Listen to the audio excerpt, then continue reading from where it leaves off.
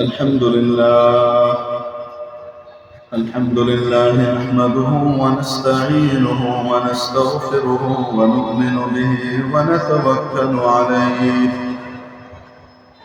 ونعوذ بالله من شرور أنفسنا ومن سيئات أعمالنا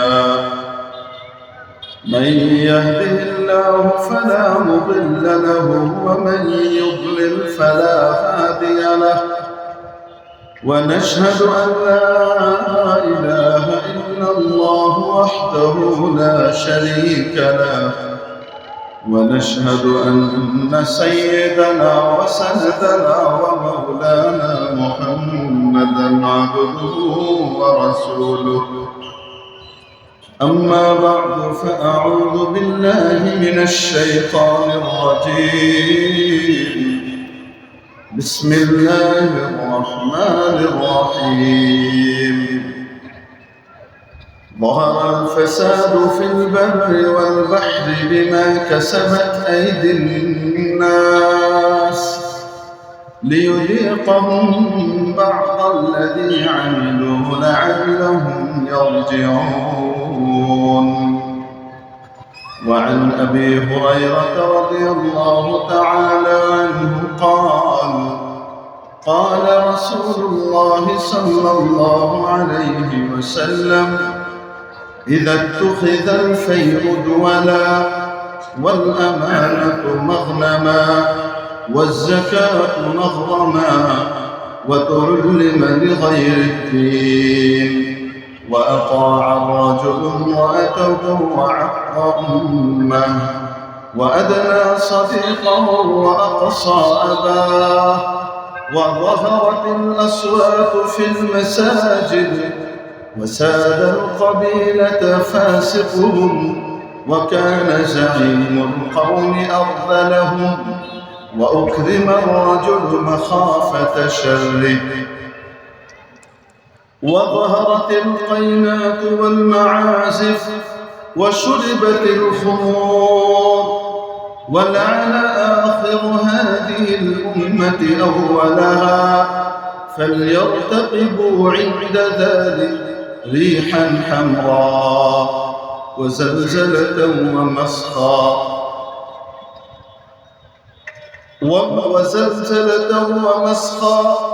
وقذفا وآيات تتابع كنظام بال قطع سلكه فتتابع أو كما قال عليه الصلاة والسلام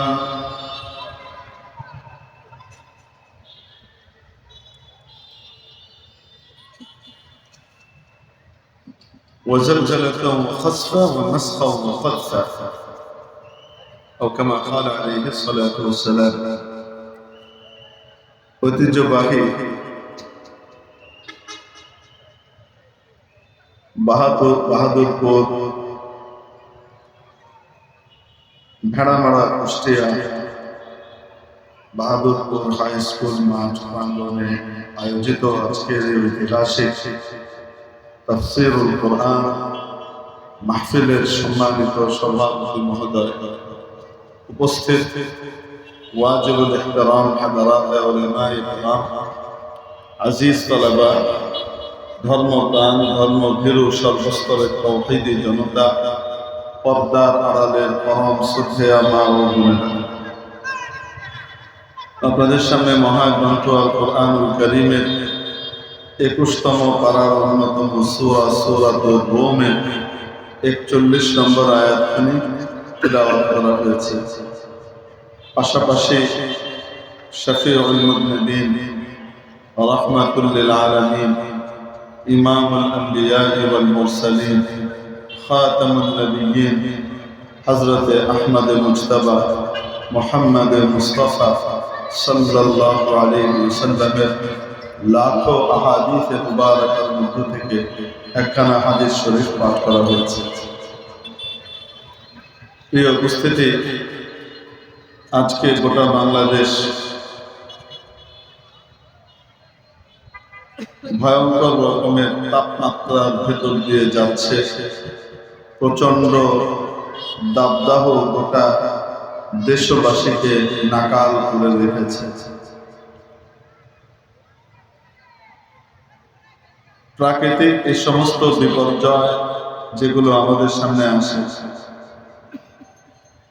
বন্যা, অতিবৃষ্টি, অনাবৃষ্টি, তীব্র গরম, লু হাওয়া, এখন দুপুর বেলায় লু হাওয়ার মতো এমন হাওয়া চলে মনে হয় যেন চামড়া চলে যাচ্ছে, হয় কি হয় না, এমন চলছে।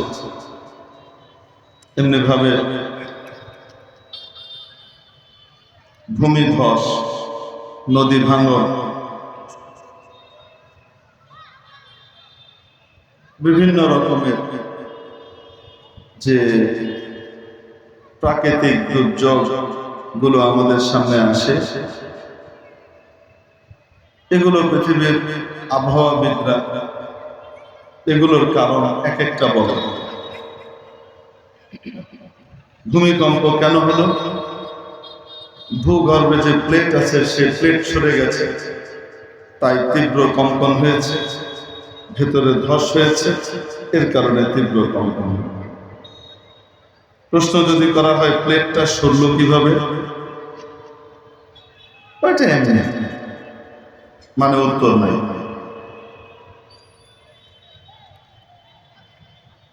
আপনি যদি জিজ্ঞেস করেন আবহাওয়াবিদকে বৃষ্টি কিভাবে হয়, হচ্ছে বৃষ্টি হওয়ার জন্য মৌসুমী বায়ু আসে। মৌসুমী বায়ু আসলে তখন কি হয়, মেঘের ভিতরে এক ধরনের রাসায়নিক বিক্রিয়া হয় এবং সেক্ষেত্রে আস্তে করে কি হয়, জমাট মেঘ তরল হয়ে মানুষের সামনে মাথার উপরে নেমে আসে, এভাবে বৃষ্টি। তো ভাই মৌসুমী বায়ু কিভাবে হয়? এটা প্রাকৃতিক নিয়ম, বুঝাতে পারি না। তো বস্তুবাদী যে ব্যক্তির দৃষ্টি বস্তুর উপর নিবদ্ধ, বস্তুর স্রষ্টা বাস্তব আল্লাহ পর্যন্ত যার দৃষ্টি পৌঁছে না, এরকম ব্যক্তির কাছে এগুলোর আসলে পূর্ণাঙ্গ কোনো জবাব নাই। যেতে যেতে গিয়ে একটা বস্তু পর্যন্ত থেমে যাবে। ভাই প্রচন্ড দাবদাহ কেন হচ্ছে? বাতাসের শুষ্কতার হার বেড়ে গেছে, আর্দ্রতার হার কমে গেছে, বৃষ্টি হচ্ছে না, ইত্যাদি। সেই কারণে বন্ধ হয়ে যাচ্ছে, তাপ বেড়ে গেছে, পৃথিবীতে গাছের সংখ্যা কমে গেছে, মেরু অঞ্চলে উষ্ণতা বেড়ে গেছে, সেই উষ্ণতার ছাপ এখানে এসে পড়ছে। আব্বাজান তাই যদি হয় তাহলে মেরু অঞ্চলের এই উষ্ণতার ছাপ 7 সমুদ্র 13 নদী পার হয়ে বাংলাদেশে এসে থাবা মারল, আর সবসময় যেখানে থাকে সেই আরব অঞ্চলে সেখানে উষ্ণতার ছাপ কমে যাচ্ছে কেন? ওখানে 27 ডিগ্রি 26 ডিগ্রি সেলসিয়াস তাপমাত্রা, আর আমাদের এখানে 42-43, যেখানে 50 ডিগ্রি সেলসিয়াস তাপমাত্রা থাকে যে সমস্ত অঞ্চলে, সে সমস্ত অঞ্চলে এখন 38 ডিগ্রি সেলসিয়াস তাপমাত্রা, আর আমাদের এখানে 45-44 চলছে কোন কোন এলাকায়। কেন হচ্ছে রে বাবা? মেরে মোহতারাম দোস্ত, এই সব কিছু বিষয়গুলোকে জিজ্ঞেস করলে বস্তুবাদী বস্তু পর্যন্ত গিয়ে থামবে, প্রকৃতি পর্যন্ত থামবে, সব শেষে যে উত্তরটা, এরপরে আর কোনো উত্তর নেই। এটা প্রকৃতির খেলা। সর্বশেষ যে উত্তর সেটা কি? এটা প্রকৃতির খেলা, প্রাকৃতিক নিয়মে হচ্ছে। ভাই প্রাকৃতিক নিয়মেই যদি হয় তাহলে অন্যান্য বছর তীব্র গরম হলো না, এখন হঠাৎ তীব্র গরম কেন আসলো? এটা প্রকৃতির ইচ্ছা খেলা। তো প্রকৃতিটা কি জিনিস বলেন তো দেখে? প্রকৃতিটাকে তৈরি করেছে কে? বস্তুবাদের দৃষ্টি বস্তু পর্যন্ত গিয়ে সীমাবদ্ধ হয়ে যায়, আর বাস্তববাদের দৃষ্টি বস্তুকে পার করে বস্তুর স্রষ্টা আল্লাহ পর্যন্ত, বাস্তব পর্যন্ত গিয়ে পৌঁছায়। এজন্য বাস্তববাদী বলবে যে কোরআন আমাদেরকে বাস্তবতা শিখিয়েছে, নবীজির হাদিস আর সুন্নাহ আমাদেরকে বাস্তবতার তালিম দিয়েছে। যে উত্তর বিজ্ঞানীদের কাছে নাই, সেই উত্তর কোরআন আর সুন্নাহ আমাদেরকে অনেক আগে দিয়ে রেখে দিয়েছে। ঠিক না? কারণ তাদের দৃষ্টি বস্তু পর্যন্ত সীমাবদ্ধ, আর কোরআন সুন্নাহওয়ালার দৃষ্টি বস্তুর স্রষ্টা বাস্তব আল্লাহ রাব্বুল আলামিন পর্যন্ত দিয়ে দিয়েছে। ওই জ্ঞানের সাথে তার জ্ঞানের সম্পর্ক হয়ে যায়। শুধু গবেষণালব্ধ জ্ঞান, অভিজ্ঞতার আলোকে চর্চিত যে জ্ঞান, সেই জ্ঞান পর্যন্ত তাদের দৃষ্টি থাকে না। তাদের দৃষ্টি এই সব কিছুকে পার করে এই সব কিছুর স্রষ্টা মাওলা পর্যন্ত পৌঁছে যায়। এগুলো কেন হয়? সূরা রোমের 41 নম্বর আয়াতে রব্বুল আলামিন ইরশাদ করেছেন, যাহারাল ফাসাদু ফিল বাররি ওয়াল বাহর, স্থলে এবং জলে যত রকমের অনার সৃষ্টি দেখা দিচ্ছে, যত রকমের সমস্যার উদ্ভব ঘটছে, বিমা কাসাবাত আইদিন নাস, এগুলো সব মানুষের হাতের কামাই। মানুষের কামাই করা বস্তুই তারা দেখতে পায়। হযরত জিবরিল আমিন আলাইহিস সালাম যখন নবীজিকে সাথে করে নিয়ে মেরাজে গমন করছিলেন, উপরে যাওয়ার সময় নবীজি সাল্লাল্লাহু আলাইহি ওয়াসাল্লাম দেখতে পেলেন নিচ থেকে কালো কালো কি যেন দ্রুত গতিতে উপরের দিকে আকাশের দিকে যায়, এবং আকাশ থেকে কালো কালো কি যেন নিচের দিকে নামে। জিজ্ঞেস করলেন, বন্ধু জিবরিল, এগুলো কি যায়, কি নামে?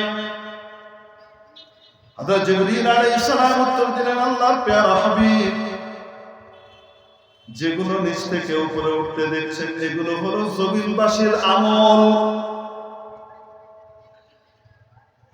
কোন জনপদবাসীর আমল। আর উপর থেকে যেটা নামতে দিচ্ছেন সেটা হলো সেই আমল অনুযায়ী উপরওয়ালার ফয়সালা। আমল যদি ভালো যায় ফয়সালাও ভালো আসে, আমল যদি খারাপ যায় ফয়সালাও তেমনই আসে। রব্বুল আলামিন এটাই বলে দিলেন, বিমা কাসবাত আইদিন নাস, মানুষের হাতের কামাইয়ের কারণে এই সমস্যাগুলো দেখা দেয়, উপদ্রবগুলো দেখা দেয়, দুর্যোগগুলোর ঘনঘটা ঘটে। এগুলো মানুষের হাতের কামাই। একই জিনিস এক অঞ্চলের জন্য স্বাভাবিক আর অন্য অঞ্চলের জন্য আযাব। আরবের মানুষ তাপে অভ্যস্ত। তারা 48 ডিগ্রি সেলসিয়াস, 50 ডিগ্রি, 52 ডিগ্রি সেলসিয়াসের ভিতরে কি করে? চলাফেরা করে। তারা ওই তাপে অভ্যস্ত, কিন্তু পানিতে অভ্যস্ত না।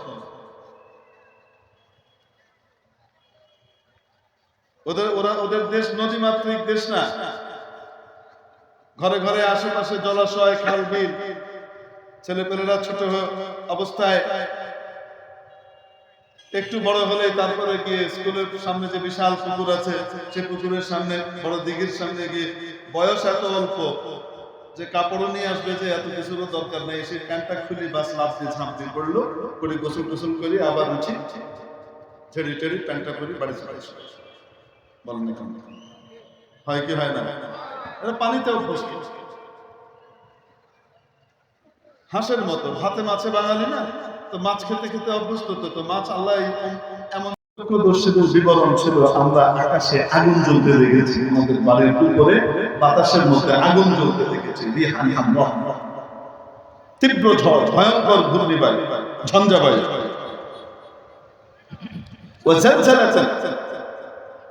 তারা যেন ভূমিকম্পের অপেক্ষা করে। তারা যেন ভূমি ধসের অপেক্ষা করে। হঠাৎ কোন জায়গাতে ভূমি ধস হলো, নদী ভাঙ্গন ভূমি ধস না? বলেন না কেন? পাহাড় ধস ভূমি ধস না?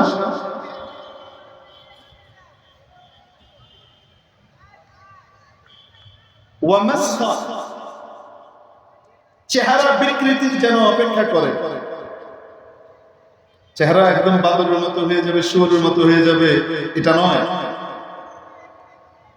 আল্লাহ তাআলা কোন কোন এলাকায় চাইলে এমন করেও দিতে পারেন। এটার আরেক ব্যাখ্যা মুহাদ্দিসিনে কিরাম লিখেছেন যে এটার অর্থ হলো এই যে তার চেহারার লাবণ্য, নূরানিয়ত সরিয়ে নেওয়া হবে, তার চেহারার মধ্যে যে মায়ার ভাব আছে সেই ভাবটা আল্লাহ উঠিয়ে নিতেন। ওয়াকাফা, আকাশ থেকে যেন প্রস্তর বৃষ্টির অপেক্ষা করে। পাথরের বৃষ্টি যেমন পাথরের আকারে নামে, পাথরের বৃষ্টি শিলা বৃষ্টির আকারেও নামে। আজ থেকে 40 বছর আগে কেউ এত বড় শিল করতে দেখেনি, দেখেছে? বলেন না কেন? এই মাত্র 5-6 বছর আগে একবার হলো বৃষ্টি। আমরা নিউ মার্কেটে গিয়েছিলাম এরপর দিন ঘুরতে, জিনিস কিনতে ঢাকাতে। তো যে দেখি ওখানে যে টিন গুলো আছে সব ছিদ্র, এরকম ছিদ্র। আমি বললাম টিন গুলা ছিদ্র কেন? বললো হুজুর এই যে পরশুদিন শিলা বৃষ্টি হয়েছে, যে এত প্রচন্ড শিলা বৃষ্টি ছিল, পুরো টিন ভেদ করে কি করেছে, ভিতরে ঢুকে গেছে। আপনার কাছে কি মনে হয় এটা সাধারণ শিল না আযাব? আযাব। এরকম শিলা বৃষ্টি হলে ফসল থাকবে? সব শেষ। আমটাম তো বহুত পরের কথা।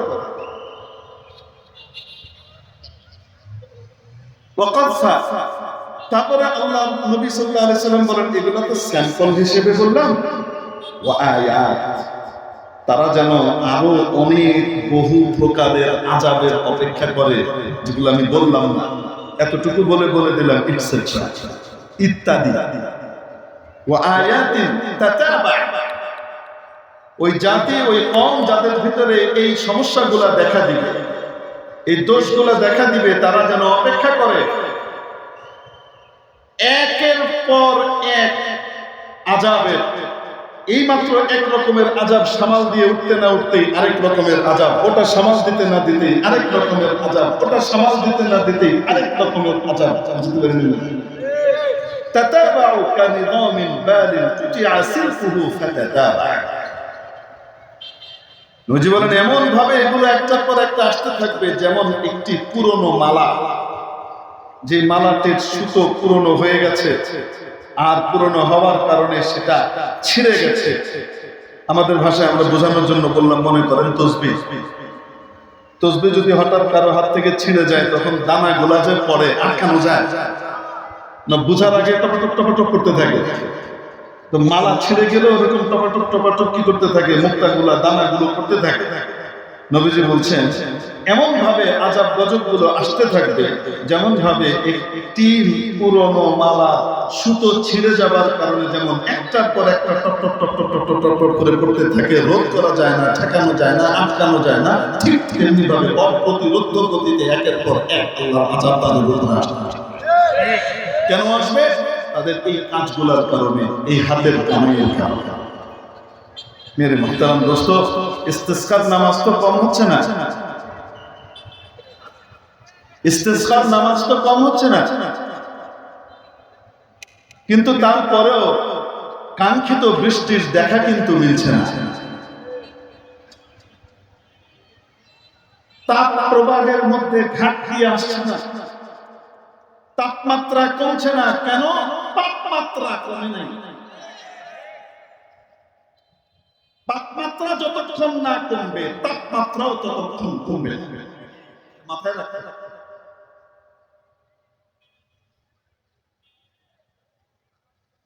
মেরে মুহতারাম দোস্ত, যখন কোন ব্যক্তি ব্যক্তিগত পর্যায়ে গুনাহ করে তখন তার জন্য সাজাটা ব্যক্তিগত পর্যায়ে আসে। যখন গুনাহটা সামাজিক হয় এবং সমাজ সেটাকে মেনে নেয়, প্রমোট করে, তখন আযাবটা কিন্তু সামাজিক ভাবে আসে। আর গুনাহ যখন রাষ্ট্রীয় পর্যায় থেকে হতে থাকে এবং আল্লাহর অবাধ্যতা রাষ্ট্রীয় পর্যায় থেকে প্রমোট করা হতে থাকে, অবাধ্যতাকে স্বীকৃতি দেওয়া হতে থাকে, তখন আযাব কিন্তু রাষ্ট্রীয় পর্যায়ে আসে। অতএব এই রাষ্ট্রীয় পর্যায়ের আযাব ঠেকাবার জন্য ব্যক্তিগত তওবা আর সামাজিক তওবা যথেষ্ট নয়, তওবা রাষ্ট্রীয় পর্যায়ে হতে হবে।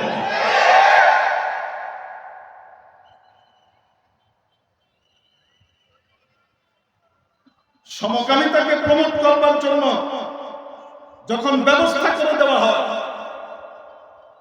রাষ্ট্রীয়ভাবে যখন তার পৃষ্ঠপোষকতা করা হয়, আর এমন সব মৌলবী আবুল ফজল ফয়জিদেরকে দিয়ে ওই সিলেবাস দেখানো হয়, শরীফ শরীফের গল্পে কোনো প্রবলেম আপনারা খুঁজে পাননি? খুঁজে পাইনি। কেন? আবু জেহেলের কাছে বিক্রি হয়ে গেছে।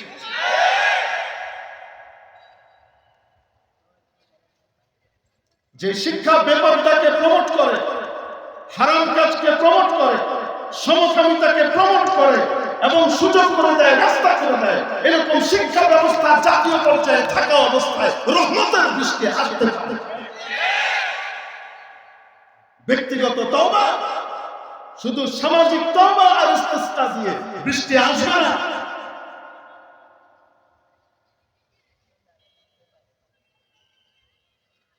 আমরা কোন ধর্মের আচার আচরণ পালনে বিরোধী নই। আমাদের এই বাংলাদেশ গণতান্ত্রিক দেশ, এই দেশে প্রত্যেক ধর্মের অনুসারীরা তাদের ধর্মীয় আচরণ যেগুলো আছে সেগুলো তারা স্বাধীনভাবে পালন করতে পারে, ঠিক না? আজ পর্যন্ত কোনদিন দেখেছেন হিন্দুদের কালী পূজা, সরস্বতী পূজা, তারপরে শ্মশান পূজা ইত্যাদির সময় আলেম ওলামারা, মাওলানা সাহেবরা, তৌহিদি জনতা রাস্তায় নেমে বাধা দিয়েছে, না পূজা করতে দেওয়া হবে না? আজ পর্যন্ত দেখেছি? করছে কি করছে না? করছে। এদেশে এটা অবারিত। এদেশের জাতি, এদেশের সমাজ এভাবেই অভ্যস্ত যে সাম্প্রদায়িক সম্প্রীতির উপরেই তারা বিদ্যমান। মেরে মুহতারাম দোস্ত, বৌদ্ধরা তাদের আচার আচরণ পালন করছে না, ধর্মীয় আচার বিচার। শিখরা পালন করছে না, বলেন না কেন? মাশাআল্লাহ, ঢাকা ইউনিভার্সিটিতে সবগুলোই হচ্ছে। ঢাকা ইউনিভার্সিটিতে হোলি খেলা হলে, হিন্দুদের এই ধর্মীয় আচার আচরণ হলে সেখানে প্রশাসন, ঢাবি প্রশাসন বাধা দেয় না, সেখানে কোনো নিষেধাজ্ঞা জারি করে না।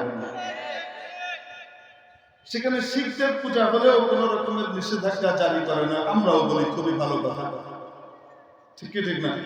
আমরাও জারি করতে বলি না, কিন্তু ইস্তিসকার জন্য যখন মুসলমান নামাজ পড়তে চায়, আল্লাহর কাছে পানি চাওয়ার জন্য যখন অনুমতি চায়, তখন ঢাবি প্রশাসন বাধা দেয়। বোঝা গেল অপরাধ এবং আল্লাহর অবদ্ধতাকে রাষ্ট্রীয়করণ করা হয়েছে।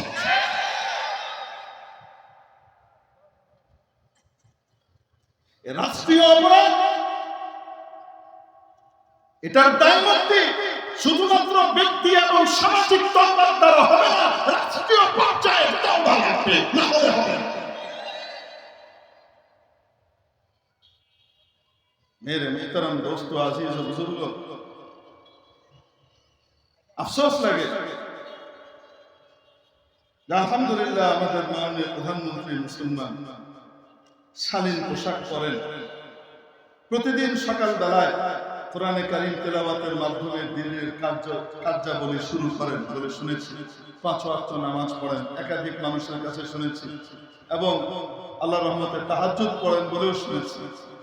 এরকম ইসলামের অনুরাগী এই ধরনের একজন প্রধানমন্ত্রীর আমলে ঢাকা ইউনিভার্সিটির ঘাড়ে, কর্তৃপক্ষের ঘাড়ে ধরে কয়টা মাথা যে তারা ইসলামের বিরুদ্ধে আদেশ জারি করে এবং মুসলমানদের ধর্মীয় আচার অধিকার পালনে বাধা প্রদান করে, এত বড় মাথা তাদের ঘাড়ে কিভাবে গজালো, এই প্রশ্ন কিন্তু আমাদেরকে তাড়িত করছে। আজকে গোটা দাবদাহের জন্য জাতির গুনাহ যেমন ভাবে দায়ী, এই ধরনের ঢাবি প্রশাসনের আবু জেহেলের অনুচর আর অনুসারী চালাচালারাও তেমনি দায়ী। তো আমি আপনাদেরকে বলবো, কি কি গুনাহের কারণে আযাব একের পর এক আসতে থাকে। আমি খুব সংক্ষেপে একটা একটা করে বলে যাই, কারণ হযরত আল্লামা শেখ হাসান জামিল সাহেব দামাত বারাকাতুহুম তাশরীফ নিয়ে আসবেন আধা ঘন্টার মধ্যে ইনশাআল্লাহ। আপনাদের কাঙ্ক্ষিত আলোচক আসবেন, আপনাদের হৃদয়কে সিক্ত করবেন ইনশাআল্লাহ। তুমি আসার আগে আগে কথাটা শেষ করতে হবে। নাম্বার 1, নবীজি বলেন, ইযা তুখিদাল ফাইউ ওয়ালা,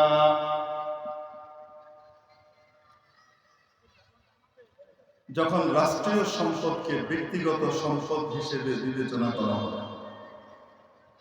সম্পদ রাষ্ট্রের, কিন্তু এটাকে মনে করা হচ্ছে কি সম্পদ? ব্যক্তিগত সম্পদ, অর্থাৎ ব্যক্তিগত সম্পদ মানুষ যেভাবে ইচ্ছা সেভাবে ব্যবহার করতে পারে। রাষ্ট্রীয় সম্পদ, জনগণের সম্পদকে যখন মানুষ নিজের মনে করে ব্যবহার করবে জনগণের অধিকার মতো, তখন আলহামদুলিল্লাহ আমাদের বাংলাদেশে এটা নাই। আল্লাহ রহমতে এখানে রাষ্ট্রীয় সম্পদকে কখনো ব্যক্তিগত সম্পদ হিসেবে ব্যবহার করা হয় না। সচিব সাহেবের মেয়ের বিয়েতে মাশাআল্লাহ পুরা মন্ত্রণালয়ের গাড়ি যা আছে সব চলে যায়, সেগুলা মেহমানদের আনা নেওয়াতে ব্যবহার কখনো হয় না। কি বলেন আপনি? সচিব সাহেবের জন্য দুটো গাড়ি বরাদ্দ করা আছে, একটা অফিসে আসা যাওয়ার জন্য, কারো কারোর জন্য আবার পরিবার এর দেখাশোনার জন্য গাড়ি আরেকটা দেওয়া হয়ে থাকে, কিন্তু অনুমোদিত, অর্থাৎ সেটা ব্যবহার হয়েছে, কোনো সমস্যা নেই। কিন্তু মন্ত্রণালয়ের অন্যান্য গাড়িগুলো এবং সেগুলোর তেলগুলো, এগুলো তো সচিব সাহেবকে অনুমতি দেওয়া হয়েছে রাষ্ট্রের পক্ষ থেকে, বলেন না কেন? নাকি রাষ্ট্রের জনগণের? তারা অনুমতি দিয়েছে তো ওনার বিয়েতে সব, ওনার আত্মীয়ের বিয়েতে সব গাড়িগুলো করেন না বর্তমান আমলে? আল্লাহ রহমতে করেন, হয়তো অনেক আগে কোনোদিন হয়তো করেছে।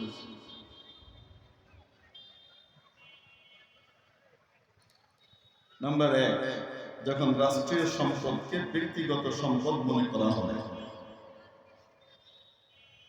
নাম্বার 2, ওয়াল আমানাতু মাগনামা, গচ্ছিত সম্পদ, আমানতকে বন্টনকৃত গনিমতের মাল মনে করা হবে।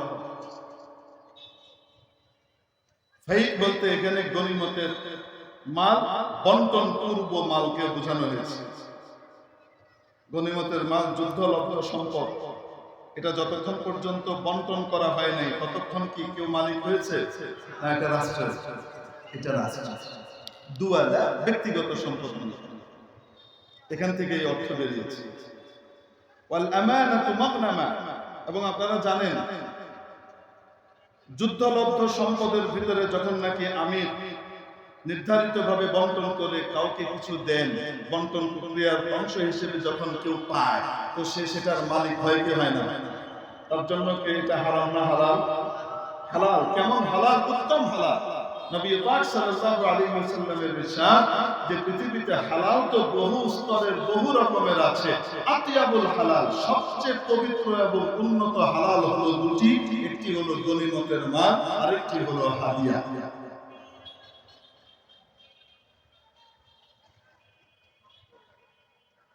মাঝে মাঝে দেখি গুতো মারে কেউ কাউকে, হুজুর আপনারা তো হাদিয়া খেয়েই চলছে, বলে কি বলে না? আমরা বলি কিয়ামতের দিন এই স্বীকৃতিটাই আল্লাহর রাস্তায়, আল্লাহর সামনে দিয়ে দিও, আমার পাপ পাওয়ার জন্য আর কিছু না। কারণ তুমি স্বীকৃতি দিয়েছ যে আমি সবচেয়ে উত্তম হালাল নিয়ে দুনিয়া কাটাচ্ছি, ঠিক না? বুঝে না তো, যেটা দিয়ে গালি দেয় ওটাই যে আসলে পজিটিভ জিনিস, এটা বুঝে না। আপনি বলেন তো দেখি, গাছের আগা খুব সুন্দর, গোড়া নষ্ট হয়ে গেছে, পচে গেছে, এই গাছ টিকবে কেন? এই গাছের মূল নষ্ট, ঠিক কি ঠিক না? মূল নাই, মৌল নাই, আসল নাই। যে মূল জিনিস ধরে থাকে তাকে বলে মৌলবাদী। বুঝাতে পারেন মনে? যে মূল ধরে থাকে সে তাকে কি বলে? আসতে বলেন, সব কিছুর মূলকে, আরে দুনিয়ার সকল সৃষ্টির উৎস এবং মূলকে আল্লাহ আসতে বলেন। যে আল্লাহকে ধরে থাকে সে আসলে মৌলবাদী, ঠিক কি?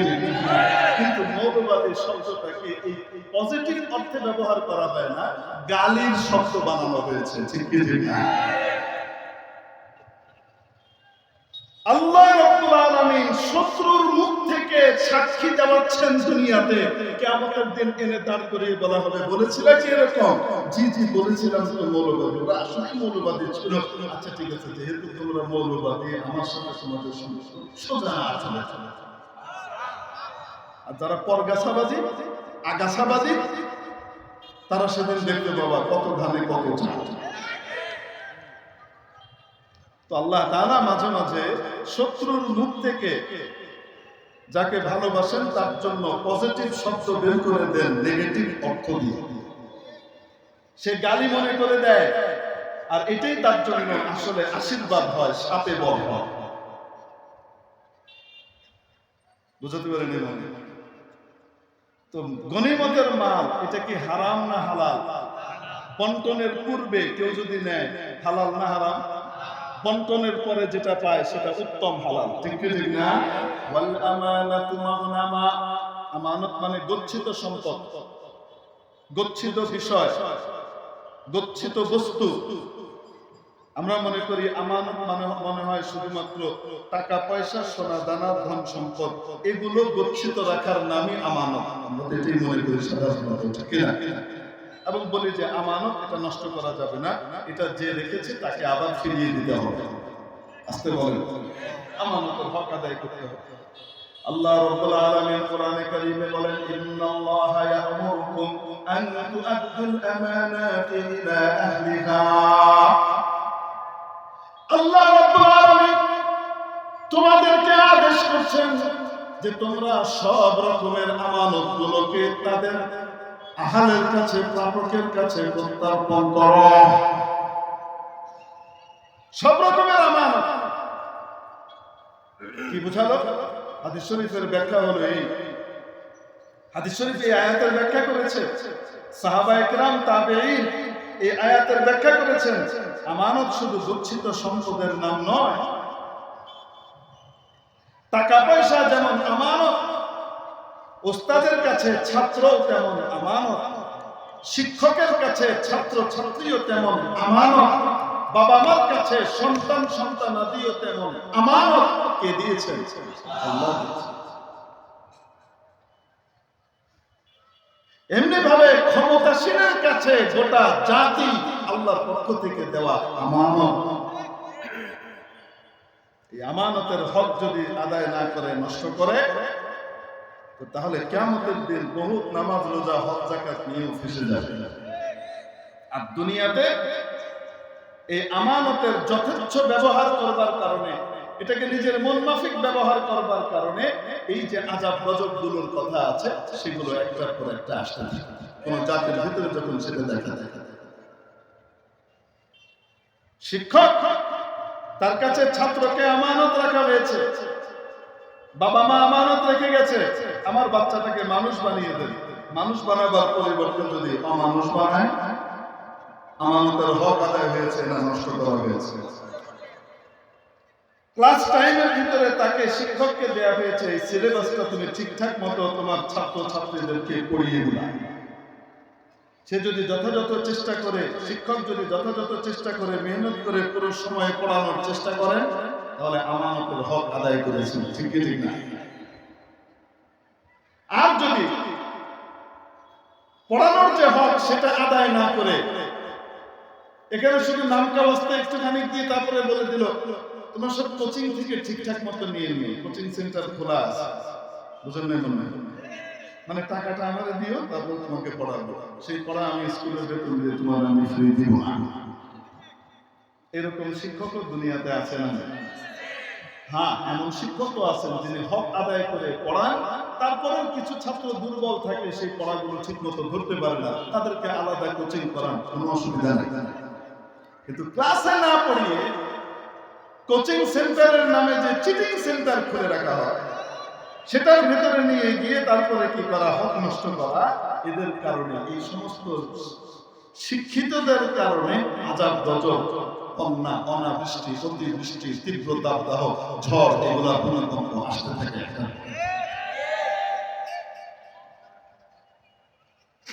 এজন্য বলে দিলাম, যে কোনো শিক্ষক কোচিং সেন্টার খুললে আবার মনে করেন না যে ইনি মনে হয় ওই রকম না। অনেক দুর্বল ছাত্র আছে, ঠিক মতো পড়ানোর পরেও ধরতে পারে না, আছে না? তাদের জন্য সাপোর্ট খোলা আছে, অবশ্যই খোলা থাকতে পারে, কোনো সমস্যা নেই। ডাক্তার সাহেবের কাছে রোগী আমানত। ডাক্তার সাহেব নিজেকে রোগীর কাছে সমর্পণ করে দেয়, আমার সেরা চিকিৎসাটা আপনি দিয়ে দেন, এবং একটা সম্মানী ভিজিটও দিয়ে দেয়, ঠিক কি ঠিক না? আলহামদুলিল্লাহ অনেক ডাক্তার সাহেব আছেন যারা ভিজিট নিয়ে হক ঠিকঠাক মতো আদায় করে তার পরিপূর্ণ চিকিৎসা, তার রোগীর যা যা দরকার ঠিক কতটুকুই তার জন্য করে দেন, আছে না নাই? এনারা জাতির জন্য নিয়ম। আবার ঠিক বিপরীত দিকে এমন ডাক্তার সাহেবও আছেন টেস্ট লাগে হলো 2টা, রোগটা নির্ণয় করবার জন্য লিখে দিছে 22টা। কেন? আপনারা আমার চেয়ে ভালো জানেন। কি বলেন তো দেখি? উপর দিয়ে ভিজিট খায়, তল দিয়ে ফিটিং খায়। বুঝেন নাই মনে হয়? এইরকম ডাক্তার যদি হয় তো তাহলে বুঝতে হবে এইরকম মহাশিক্ষিতর কারণে এই আযাব গজব গুলো জাতির মধ্যে আসতে থাকে, আমার নষ্ট হচ্ছে। আবার দেখেন কোন ডাক্তার যদি আপনাকে 22টা টেস্ট লিখে দেয় তাহলে আবার বলেন না এটাও মনে হয় সেই 2 নম্বরই রে। কারণ হতে পারে আপনার এই রোগটা নির্ণয় করবার জন্য ডাক্তার সাহেব অনেক চেষ্টা করার পরও দেখলেন 45টার উপরে টেস্ট করানো দরকার। বিদেশে গেলে, আপনি ইন্ডিয়াতে গেলে, এখানে ওখানে গেলে আপনাকে 45টা টেস্ট করিয়ে তারপর সে রিপোর্ট দেবে, ইয়ে করবে। ডাক্তার সাহেব আপনার সংযতের দিকে দেখে অনেক চিন্তা ভাবনা করে কমিয়ে এনে একদম 22টা দিয়েছে। মনে হতে পারে ঠিক ঠিক না, এই জন্য কেউ দিলে আবার খারাপ ধারণা করেন না, মনে হয় ডাক্তার সাহেব তলে তলে ফিটিং খেয়েছে। কুধারণাও করা ঠিক আছে। প্রত্যেকে যার যার মতো জানে যে সে আমানতের খেয়ানত করছে না আমানত ঠিক মতো আদায় করছে। বলেন ঠিক না? সরকারি কর্মকর্তার কাছে দাপ্তরিক কর্মকাণ্ড আমানত, জাতির কল্যাণার্থে তাকে নিয়োগ দেওয়া হয়েছে। আসতে বলেন ঠিক না? অফিসের সময় শুরু হয় 9টায়, শেষ হয় কয়টায়? 5টায়। স্যার আসেন 11টায়, তারপরে 2:30টার সময় উনি কোটটাকে চেয়ারের উপরে ঝুলাই দিয়ে চলে গেছেন। উনি ঘুরে বেড়াচ্ছেন, পিএস বেড়ে দেয় স্যার আসে, অপেক্ষা করেন। 5টা পর্যন্ত অপেক্ষা করার পরে দেখা যায় স্যার আসেনি, স্যার বিশেষ মিটিং এ ব্যস্ত হয়ে গেছেন। স্যার তো 2:30টার সময় চলে গেছেন এবং ধোকা দেওয়ার জন্য কোট একটা রেখে গেছেন। এরকম স্যার অফিসার আছে না নাই? এই সমস্ত অফিসারদের কারণে ঝড় বৃষ্টি আসে, অনাবৃষ্টি হয়, খরতাপের জাতি মরে, লু হাওয়ার শিকার হয়, অতিবৃষ্টি হয়, বন্যা হয়, ভূমিধস হয় এবং বিভিন্ন রকমের প্রাকৃতিক দুর্যোগ হয়।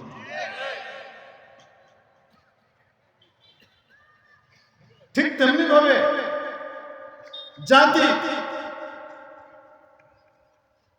ভোট দিয়ে কাউকে 5 বছরের জন্য বসিয়ে দেয়, ঠিক কি ঠিক না? ভোটের অধিকারটা কাদের? জনগণের।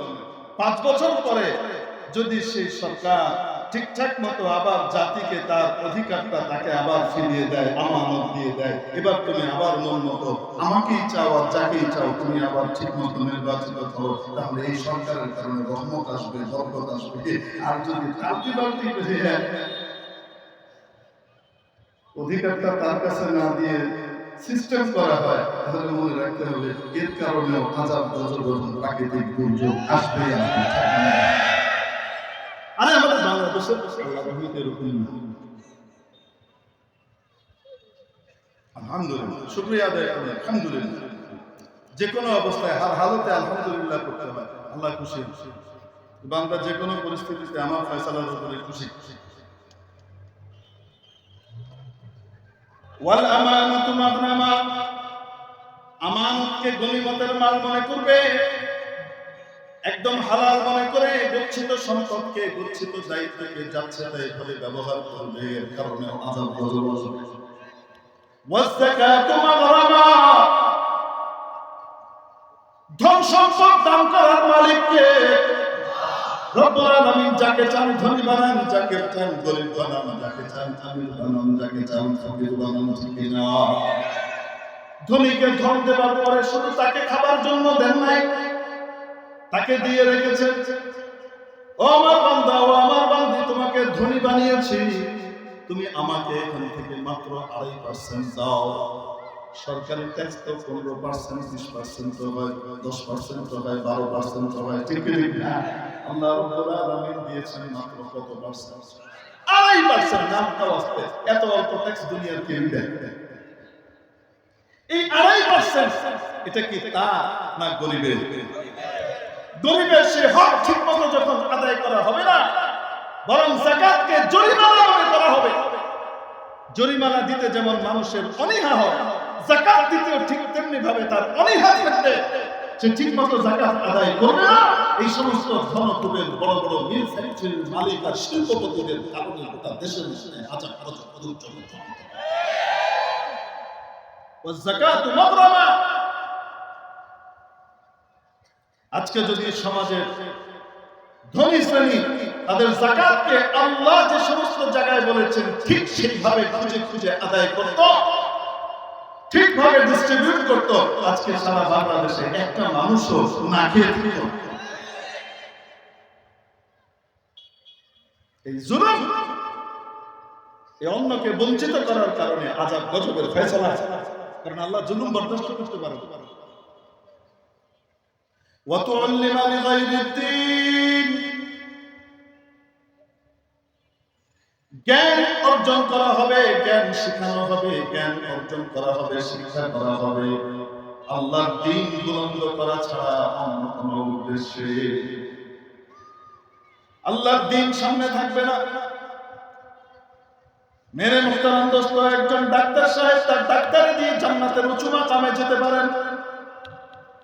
একজন ইঞ্জিনিয়ার সাহেব তার ইঞ্জিনিয়ারিং বিদ্যা দিয়ে জান্নাতের উঁচু মাকামে যেতে পারেন, যদি নাকি তার শিক্ষার উদ্দেশ্য থাকে যে আমি শুধু দুনিয়া কামাবো না, আমি আমার শিক্ষা দিয়ে জাতির উন্নতি করব, আল্লাহর বান্দাদের খেদমত করব, কপালে আমার যা আল্লাহ লিখেছেন তা তো আসবেই, এবং আমার অর্জিত সম্পদ আমার জানমালকে আমি দ্বীনের জন্য ব্যয় করব। ওয়াতুআল্লিমা লিগাইরিদ্দিন, জ্ঞান অর্জন করা হবে কিন্তু কোন উদ্দেশ্যে? দ্বীন বাদে অন্য কোন উদ্দেশ্যে। অর্থাৎ দ্বীনমুখী শিক্ষা মানুষকে দুনিয়া আখিরাতে মুক্তির পথ দেখায়, আর দ্বীন বিমুখ শিক্ষা মানুষের জন্য আযাব গজব দুর্যোগের ধনকুটা লিখে।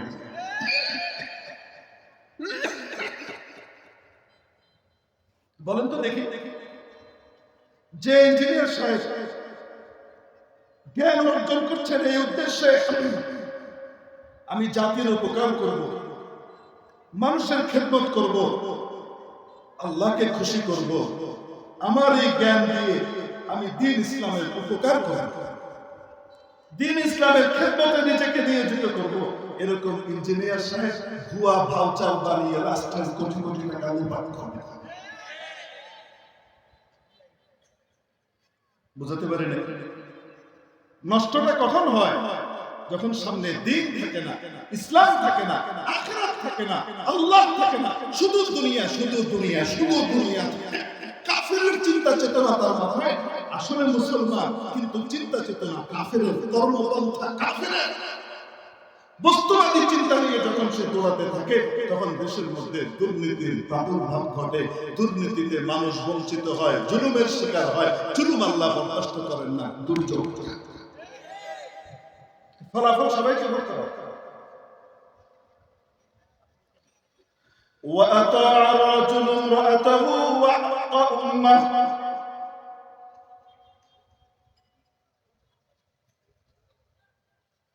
একজন ব্যক্তি তার স্ত্রীর আনুগত্য করে মাকে কষ্ট দিত।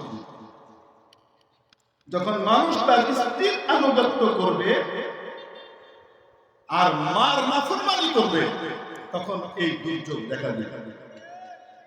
দুই একজন ঠিক বলেছে, সরকারের বিরুদ্ধে যখন হয়েছে তখন জোরে ফাটায় দিয়েছে। সবসময় খালি অন্যের ঘাড়ে যায়, এটাতে আমরা খুশি, আর আমরা যা আকাম কুকাম করবো সেগুলোর কারণে কোনো সমস্যা হয় না। কি বলেন আপনারা? আমাদের সমাজে নাই তো এরকম যে বউয়ের আনুগত্য করে মাকে কষ্ট দেয়, এরকম লোক নাই তো? আমাদের নিজেদেরকে ঠিক করার দরকার আছে না নাই? শুধু ইস্তেসকার নামাজ দিয়ে ঘুমিয়ে আসবে না।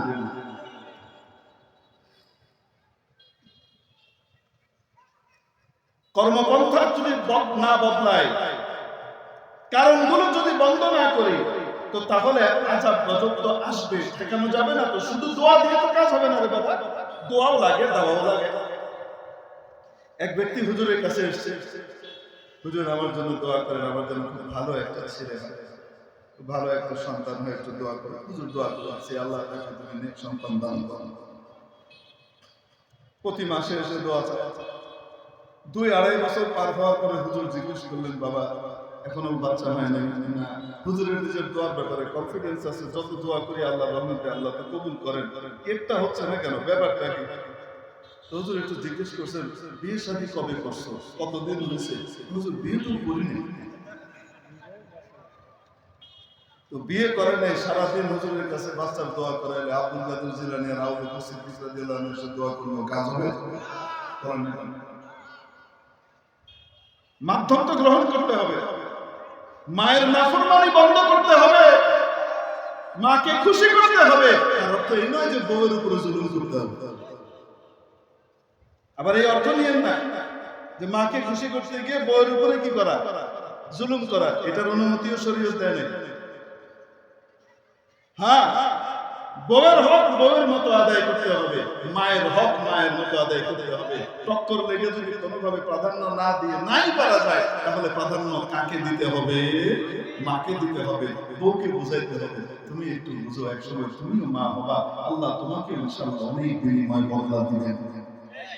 আসতে বলেন। বউকে ঠিক রেখে মাকে বোঝানো নয়, বরং মাকে ঠিক রেখে বউকে বোঝানো। বউয়ের হক নষ্ট করা যাবে না, মায়ের হক নষ্ট করা যাবে।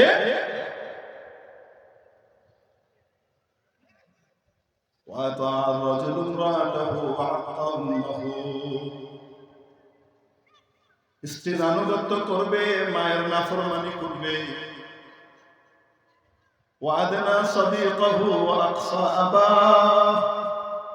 বন্ধু বান্ধবকে কাছে টানবে, বাবা জানকে দূরে সরাবে। বাবা জান বড় আশা নিয়ে ছোটবেলা, অর্থাৎ বাচ্চাটা যখন ছোট ছিল, বাবা জান নাওয়া খাওয়া ঘুম ঘুম সবকিছু হারাম করে বাচ্চাটাকে ধীরে ধীরে বড় করবার জন্য কত রকমের খাটাখাটনি করে নিজের যৌবনকে মিলিয়ে দিয়েছেন। আশা ছিল বাচ্চাটা বড় হয়ে শিক্ষিত হয়ে আমার কষ্টগুলা দূর করবে, আমার কষ্টগুলা বুঝবে, আমার সাথে ভালোবাসার মহব্বত করবে। শিক্ষিত হয়ে ছেলে এখন অফিসে যায়, অফিসার সাহেব হয়েছে, ব্যবসায় যায়, বড় ব্যবসায়ী হয়েছে। এদিকে বাবা অপেক্ষা করে, যত বয়স বাড়তে থাকে তত বেশি সন্তানকে দেখার জন্য আকুলতা, ব্যাকুলতা, অস্থিরতা মানুষের ভিতরে বাড়তে থাকে। যারা বাবা হয়েছে, মুরব্বী হয়েছে, তাদেরকে জিজ্ঞেস করে, বাচ্চাটাকে একবার দেখার জন্য ছটফট করে, কখন আসবে একটু দেখবো। বুঝুন নাই মানে? ছেলে এসে তার বাবাকে দূরে সরায়, বাবাকে কাছে টানে না। ওই যে মাচার ভিতরে এদিক ওদিক ক্লাবের ভিতরে গিয়ে সময় কাটায়, বাবা অপেক্ষা করে, বাবার সামনে এসে একটু খেদমত করে গল্প করে বাবাকে খুশি করার মতো সময় তার হয় না। ওয়াদনা সাদিকাহু ওয়া আকসাবা, বন্ধুকে কাছে টানবে, বাপকে দূরে সরাবে। বন্ধুকে খুশি করতে গিয়ে বাপকে কষ্ট দিবে, বাপের অধিকার নষ্ট করবে। বন্ধু পেট করে আর বাবার পেট হালকা করে, খবর নেই তার। এইরকম বাচ্চার কারণে, এরকম মানুষের কারণে দুনিয়াতে গজবগুলো আসতে থাকে। আমাদের মধ্যে এরকম কেউ নাই তো? যদি থাকি তওবা করে ফেলবো, আল্লাহ ভুল করেছি, আর করবো না, পারবো না। বদলাতে হবে, শুধরাতে হবে, তাহলে পানি আসবে না, তাপ যাবে না, দাবদাহ যাবে না। ওয়াযারাতিল আসওয়াতু ফিল মাসাজিদ, মসজিদের ভিতরে হই হট্টগোল, শোরগোল শুরু হবে। মসজিদ কার ঘর? আরো আস্তে আস্তে। খুব পাকা দালান সুন্দর করে যে মসজিদ বানানো হয় সেটা তো আল্লাহর ঘর, কিন্তু যেটা ওই যে বেড়ার হয় সেটা আল্লাহর ঘর না। মসজিদ যদি বেড়ার হয় সেটাও আল্লাহর ঘর, সেটাও বাদশার বাড়ির চাইতেও বেশি দাম। আসতে বলেন ঠিক কি না? আল্লাহর ঘর। আপনি যদি প্রধানমন্ত্রীর বাড়িতে যান, মনে করেন আপনি ওয়েটিং রুমে বসা, আর ওখানে হঠাৎ এসিটা নষ্ট হয়ে গেছে। কি নষ্ট হয়ে গেছে? এসি নষ্ট। গরমে ঘামছেন, কি করবেন আপনি? চিৎকার চেঁচামেচি করবেন তো, এসি ঠিক নাই, কিছু নাই, দায়িত্বশীলকে তাদের কোনো খবর নাই, এদেরকে কেন চাকরিতে রাখছে? বলেন না কেন? এরকম করবেন? কি করবেন? একদম সভ্য ভদ্র সিভিলাইজড হয়ে, কি বলবো আপনাকে, ওবিডিয়েন্ট হয়ে বসে থাকে, ঘেমে নিয়ে যাচ্ছে। কেন? সে জানে সিসি ক্যামেরার অন্তরালে মনিটরে প্রধানমন্ত্রী হঠাৎ তাকিয়ে এখানকার ফোকাসটা দিতেও পারে, দেখতেও পারে। উনি যেন দেখেন যে আমি ওনার জন্য ঘামছি, কষ্ট করছি, কিন্তু আমার ভেতরে কোনো রকমের বিকার নেই। আমি খুব খুশি। যাওয়ার পরে জিজ্ঞেস করছে, আপনি তো একদম ঘেমে গিয়েছেন, নিচেটা মনে হয় নষ্ট হয়ে গেছে। না, ইটস ওকে, কোনো অসুবিধা নাই, গরম তো আমাদের চলে। বলেন না কেন? প্রধানমন্ত্রীর বাড়ি বলে কথা, আপনার কাছে প্রধানমন্ত্রীর দাম আছে।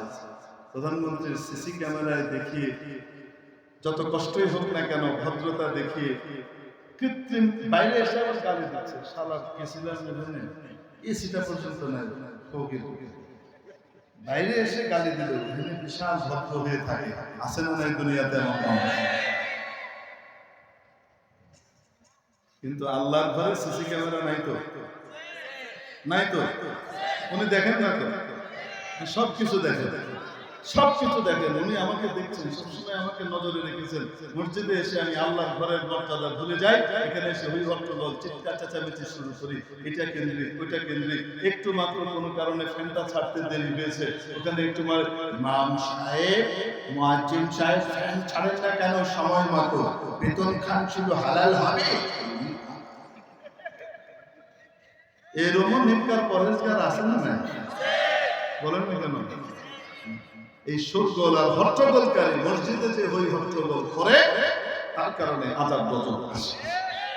আল্লাহ আমাদেরকে মসজিদে আল্লাহর গোলাম হয়ে যাবার, দাস হয়ে যাবার তৌফিক দান করেন। ওখানে মুনিবগিরি দেখাবার প্রবণতা থেকে আমাদেরকে মুক্তি দান করেন। আমিন। وظهرت الأصوات في المساجد وساد القبيلة فاسقهم। কয়টা গিয়েছে মনে আছে? 7টা গিয়েছে। এই যে এখন বাড়ি হতে যাবে, যাওয়ার পরে জিজ্ঞেস করবে কেমন ওয়াজ হলো, হয়েছে মোটামুটি কেমন, না ভালো, কি বলছে তা তো মনে। এমন যদি হয় তাহলে তো দুঃখজনক। কয়টা গিয়েছে? 7টা। وساد القبيلة فاسقهم 8 নম্বর। গোষ্ঠী, গোত্র, সমাজের নেতৃত্ব দিবে তাদের নেককার মানুষ না, ফাসিক, দুষ্ট এবং গুনাহগার মানুষ না। আল্লাহর অবাধ্য মানুষটা তাদের নেতৃত্বে আসবে। আল্লাহর রহমতে আমাদের এখানে তো এরকম নাই। ভোটের সময় তো আমরা দেখি সবাই টুপি পরে নামাজ পড়া শুরু করে দেয়। আল্লাহ দোয়া করি এই টুপিটা যেন আগামী নির্বাচন পর্যন্ত পরিপূর্ণ বহাল থাকে। এই পাঞ্জাবিটা এবং এই নামাজটা যেন আল্লাহ যেহেতু ঘরে একবার নিয়ে এসেছেন আল্লাহর ঘরে, এটা যেন আল্লাহ পার্মানেন্ট করে দেন। দোয়া করতে পারি কি পারি না? শুধু মৌসুমী নামাজে এটা মুশকিল। وساد القبيلة فاسقهم وكان زعيم القوم أرذلهم। সমাজের নেতৃত্ব দিবে সমাজের নিকৃষ্টতম লোকটা কে? এক সময় ছিল হেরোইন, আরে ছিল হলো সামান্য টোকাই। টোকাই থেকে তারপরে এখান থেকে ওই নেতাদের, ছোট পাতি নেতাদের কুরিয়া এখান থেকে আদান প্রদান করছে। তারপরে কোন জায়গা থেকে আসে না আসে সেটার খবর পাইছে। তারপরে গিয়ে আস্তে আস্তে হেরোইনের ব্যবসা করে বড় টাকা পয়সা কামাইছে। তার কিছুদিন পরে মেম্বার সাহেব, তারপরে চেয়ারম্যান সাহেব, তারপরে এমপি সাহেব, তারপরে অনারেবল মিনিস্টার। দুনিয়াতে এরকম হয় না তো? আমাদের দেশে, উগান্ডায়, আলহামদুলিল্লাহ আমাদের দেশে এখন এত খারাপ হয় না। وكان زعيم القوم يرذلهم। সমাজের নিকৃষ্টতম লোকটা কি হয়ে যাবে? তাদের সর্বোৎকৃষ্ট আসনটাকে ধারণ করবে। লিল্লাহি তাকবীর। এই তাকবীর দিয়ে কি হযরতের দিন গড়ে বোঝাবে? লিল্লাহি তাকবীর। আল্লাহু শেখ হাসান জামিল। শুকরান হযরত এখন বয়ান বিশেষ করে। وكان زعيم القوم أرذلهم وأكرم الرجل مخافة شره। কোন মানুষকে সম্মান করা হবে তার ক্ষতি থেকে বাঁচার জন্য, সম্মানিত হওয়ার কারণে নয়। মানে তাকে যদি সম্মান না করি, তাকে যদি সম্মান না দেখাই, এসে আমার জমি লুটে নিয়ে যাবে, আমার দোকান ছিনে নিয়ে যাবে, আমার এটা করে দিবে, ওইটা ক্ষতি করবে, এটা ক্ষতি করবে, এরকম লোক দুনিয়াতে আছে না? না।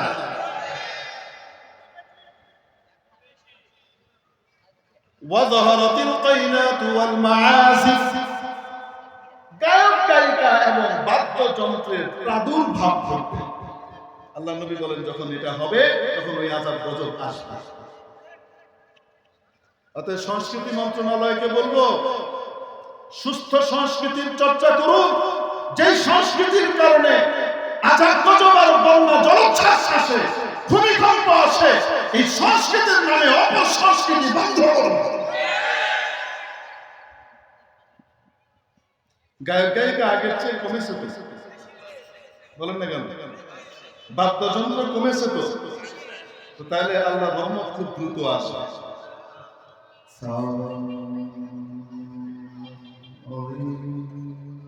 ফজরের নামাজ নাই, তাহাজ্জুদের সময় এটা সাজে নামা রিয়াজ দিচ্ছে।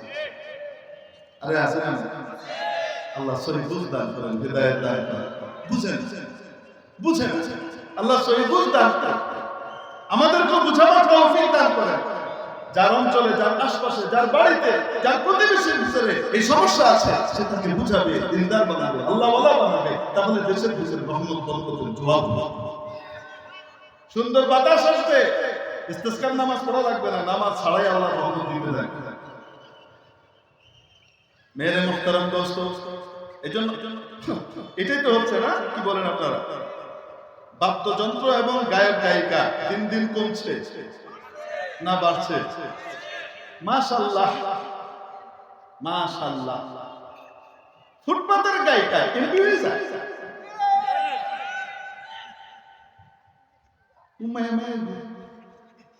আবার প্লট বরাদ্দ হয়, ফ্ল্যাট বরাদ্দ হয়, যেগুলো সরকারি থেকে, জাতীয় গৃহ সংস্থান থেকে, রাজুক থেকে, এগুলোর ভিতরে বিভিন্ন কোটা থাকে।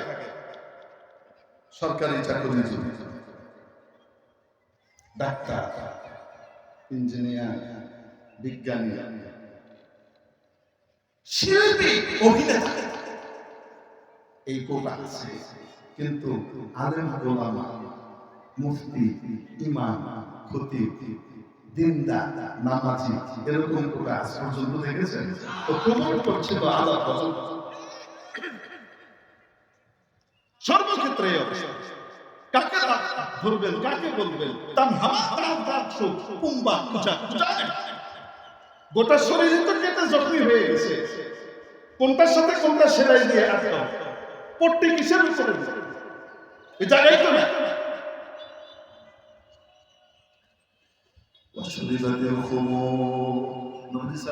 পানির ধারাবাহিকতা দেখেন, মদ্যপান বেড়ে যাবে, বিভিন্ন রকমের নেশাদ্রব্য খাওয়া শুরু হবে।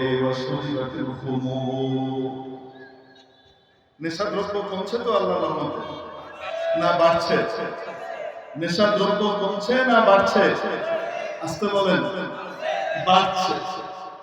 আর এই নেশাদ্রব্য বাড়ে কিভাবে? মদ খাওয়ার অভ্যাস মানুষের ভিতরে বাড়ে গান বাদ্যের মাধ্যমে। এজন্য গান বাদ্য এবং বাদ্যযন্ত্র, গায়ক গায়িকার পরপরই সুরিবাতির খুমর, মদ্যপানের কথা আনা হয়েছে। আপনি দেখবেন মাশাআল্লাহ, অ্যাক্ট্রেসরা, শিল্পীরা এটাকে কোনো খারাপ কিছু মনে করে না। বহু আগ থেকে যখন আমাদের বাংলাদেশে মদ পান বড় জঘন্য মনে করা হতো এলিট শ্রেণীতেও, তখন অভিনেতা যে একটু খাবে, বুঝলেন? প্রয়াত মরহুম হুমায়ুন আহমেদ সাহেব লেখক, উনি এক অভিনেতা সম্পর্কে লিখেছেন, প্রশংসা করতে গিয়ে লিখেছেন যে আপনারা জানেন যারা এই লাইনে আছে তারা কম বেশ লাল পানি কালো পানি খায়, কিন্তু এই ছেলেটা কখনো এগুলা স্পর্শ করে না এবং 5 ওয়াক্ত নামাজ পড়ে। উনি প্রশংসা করতে গিয়ে লিখেছে, ওনার কথা থেকে পাওয়া গেছে, কেউ বলতে পারবেন না যে হুজুর বানিয়ে বানিয়ে বানিয়েছে। আমি ওনার লেখা একদম দেখিয়ে দিতে পারবো আপনাকে। উনি লিখে গিয়েছেন যে এগুলা মাশাআল্লাহ খায়, অন্যদের আগে এরা বেশি খায়। কেন? বাদ্যযন্ত্র এবং এই অশ্লীল গান ইত্যাদির কারণে মানুষের দিলের ভিতরে ঈমানের নূর কমে যায়, নেফাকের বীজ বপন হয় এবং এর মাধ্যমে গুনাহের নিকৃষ্টতম স্তর এই মদ খাওয়ার দিকে মানুষ ধাবিত হয়। এজন্য যে সমস্ত বাড়িতে অপসংস্কৃতির বাক্স বন্ধ করতে পারবেন না, সে সমস্ত বাড়িতে 2 দিন পরে ওই জিনিস ঢুকলে আটকাতেও পারবে না। আল্লাহ হেফাজত করুক আমাদেরকে, বলি আমিন। তারপর লা'না ফিরু হাযিহিল উম্মাতি আউওয়ালাহা, এই উম্মতের শেষের অংশ এসে প্রথম অংশকে গালিগালাজ করবে। পুরো হাদিসটা বুঝে দি, ওদের কাছে ছিল না, সব হাদিস আমাদের কাছে আছে।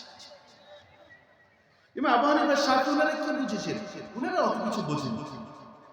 মাযহাব না, কে কাকে গালিগালাজ করে, আল্লাহ আমাদেরকে হেদায়েত দেন। এই সমস্ত স্কলারদের কারণে মায়ের আসে না।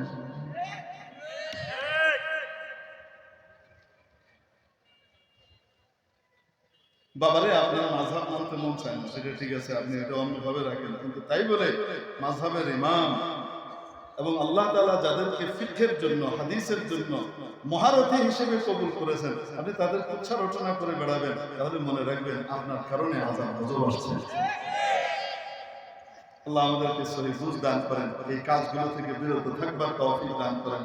এবং আমি আমার পূর্বসূরি হযরত বড় সাথে বেয়াদবি করে আরো বসিয়ে রেখে আবার আযাব গজব ডেকে আনতে চাই না। আমি তাড়াতাড়ি এখন আবেগের ক্ষেত্রে এবং ওনার হক হিসেবে হযরতের হাতে মাইক দিয়ে দিচ্ছি।